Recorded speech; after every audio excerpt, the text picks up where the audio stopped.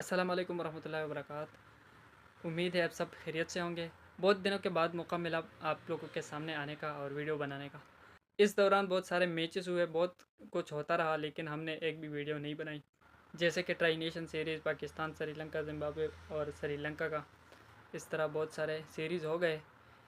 हमने उस पर बात नहीं की। पाकिस्तान साउथ अफ्रीका का सीरीज़, अब इंशाल्लाह हम आइंदा हर मैच पे बात करेंगे और आपको नए ताज़े अपडेट देंगे।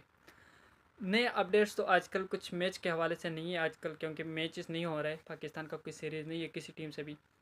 लेकिन कुछ खुशखबरियाँ हैं मेरे पास। सबसे पहले तो बाबर और रिजवान और शाहीन, ये लोग बीपीएल में अभी खेलने वाले हैं। अभी इसी महीने के 21 तारीख से शुरू होने वाला बीपीएल, इसमें आपको बाबर आजम, मोहम्मद रिजवान, शाहीन शाह अफरीदी तीनों नज़र आएंगे खेलते हुए। इसके बाद एहसानुल्लाह को बहुत एक अच्छा मौका मिला है, वो उसको बीपीएल में सेलेक्ट किया। तो ये एक अच्छी बात है। अगर एहसानुल्लाह बीपीएल खेलता है तो आने वाला पीएसएल भी खेलेगा, और फिर पीएसएल के बाद जो पाकिस्तान का वर्ल्ड कप खेलने का जो एक माइंडसेट है ना, उसमें भी आ सकता है। तो उम्मीद है कि वो अच्छे परफॉर्म करके पाकिस्तान टीम में वापसी करे।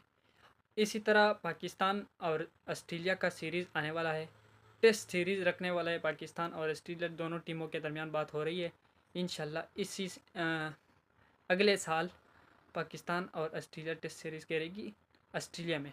इससे पहले ऑस्ट्रेलिया ने भी आना है पाकिस्तान, 3 T20 और 3 वनडे मैचेस खेलने। फिर इसी तरह पाकिस्तान ने जाना है इंग्लैंड, 2 टेस्ट मैच खेलने।